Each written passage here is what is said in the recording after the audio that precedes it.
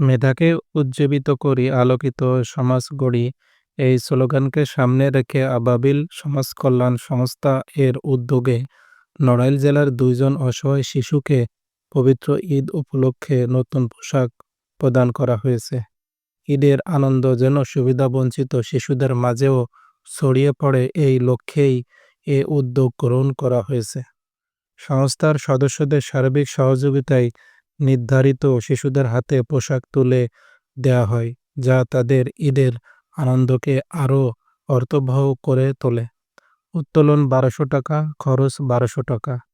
আবাবিল সমাজ কল্যাণ সংস্থা ভবিষ্যতেও সমাজের অসহায় ও সুবিধাবঞ্চিত মানুষের পাশে থেকে মানবিক কার্যক্রম অব্যাহত রাখবে ইনশাআল্লাহ।